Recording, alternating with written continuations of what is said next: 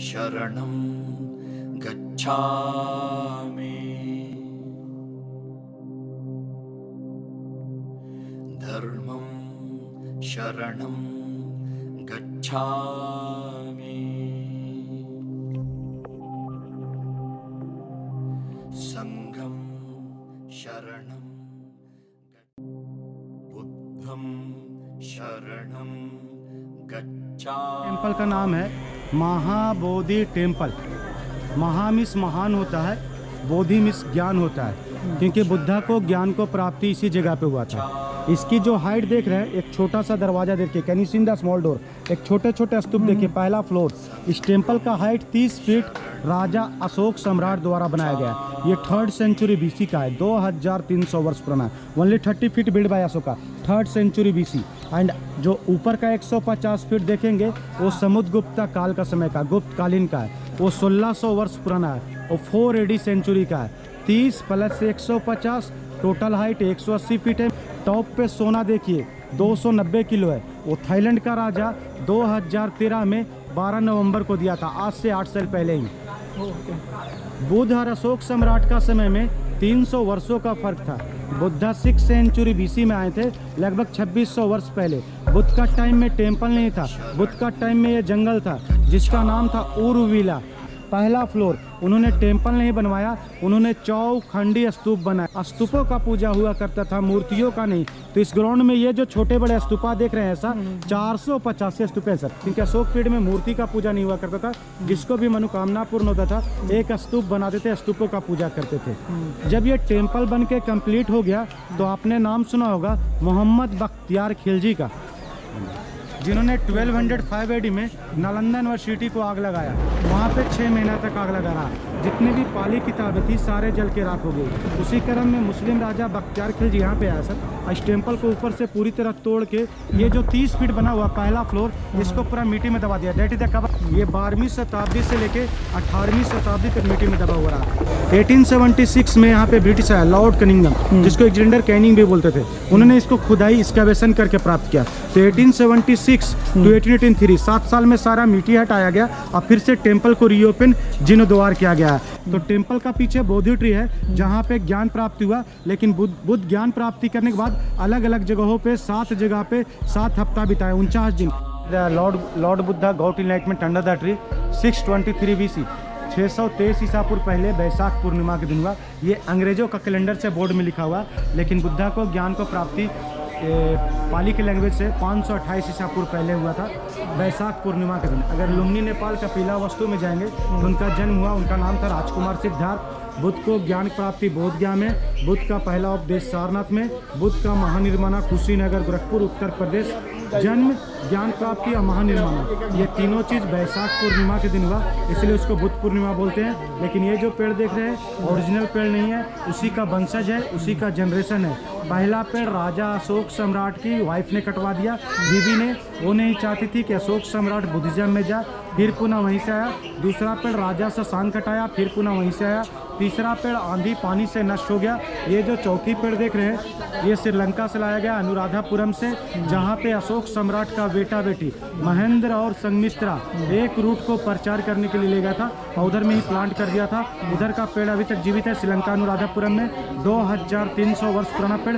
जब तीसरी पेड़ नष्ट हुआ तो 1880 में ब्रिटिश गए यहाँ से श्रीलंका अनुराधापुरम में, और वहाँ से 2 रूट लेके आया। एक इस जगह पे प्लांट किए और एक सारनाथ में। बीच में पालकी देखिए, वहाँ पे ही बुद्ध बैठे थे। उस जगह का नाम है वज्रासन। यहाँ पे बुद्ध का पैर का चिन्ह है, बुद्धा का फुटप्रिंट है, जो कल्पना करके बनाया गया, इमेजिन करके। ये नहीं सोचेगा सर कि बुद्धा का पैर इतना बड़ा था, वो भी मनुष्य थे, हम जैसा आप जैसा, तो ये इमेजिन करके बनाया। फर्स्ट वीक में बोधि ट्री के नीचे इलेक्ट्रॉन मिला। ये इनलाइटमेंट के बाद, ज्ञान प्राप्ति करने के बाद बुद्धा सेकंड वीक्स, पेड़ के पीछे एक छोटा सा टेम्पल है, behind a tree one temple, उधर में बुद्धा सेकंड वीक्स बिताया। उस जगह का नाम है अनिमेष लोचन। लोचन का मतलब आँख होता है, अनिमेष का मतलब आपलक, विदाउट ब्लिंकिंग आइज।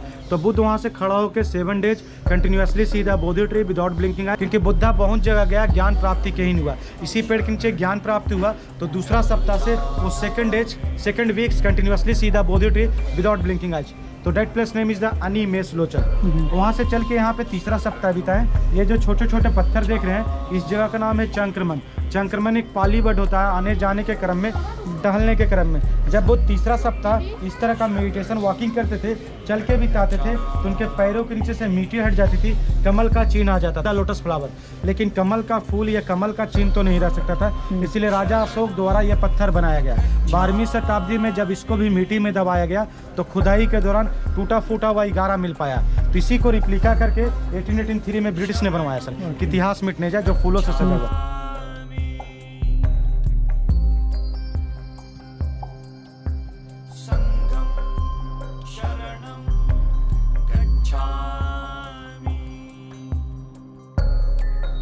देखिए ये जो छोटा सा स्टैचू देख रहे हैं सर, इसी तरह का स्टैचू उस पेड़ के पास है।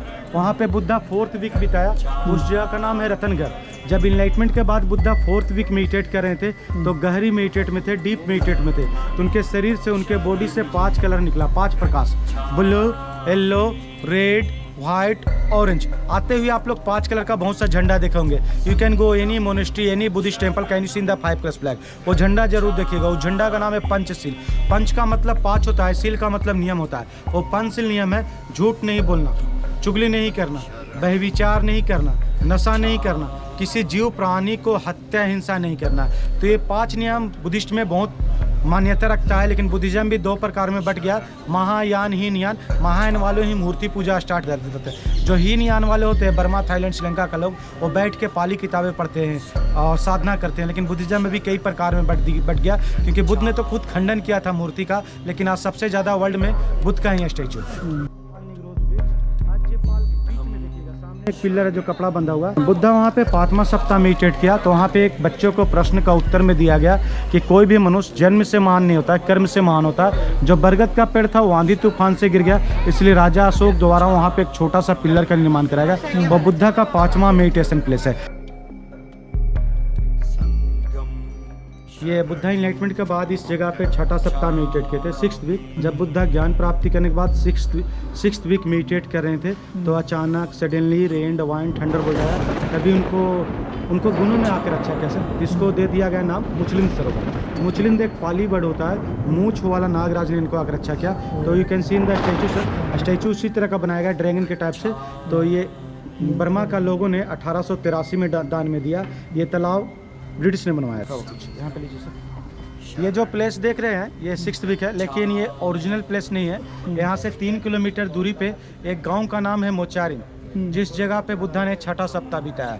लेकिन सारा सप्ताह यही होने के कारण 6th वीक इमेजिन बना दिया, रिप्लिका बना देगा, क्योंकि लोग 2-3 किलोमीटर दूरी पे नहीं जा सकते। ज्ञान प्राप्ति करने के बाद बुद्ध यहाँ पे अंतिम सप्ताह 7वां सप्ताह मेडिटेट किए थे। तो यहाँ पे 2 बर्मा का व्यापारी आया था, जिसका नाम था तपूसा एंड भल्लिका।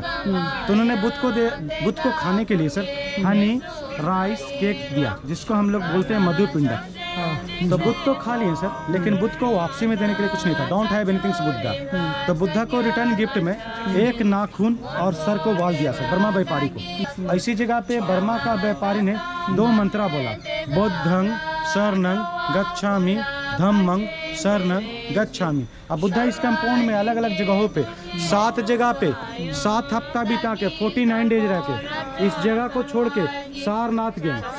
और सारनाथ में तीसरा मंत्र हुआ, सारनाथ में सर तीसरा मंत्र हुआ, संगम शरणम गच्छामि। संघ वहीं बना और वहीं से धर्म प्रचार हुआ। अब बुद्धा ने पहला उपदेश सारनाथ में दिया और उन्होंने जीवन काल में 84,000 उपदेश दिया, 84,000। तो मैंने इधर में 7 जगह के बारे में 7 सप्ताह बताया।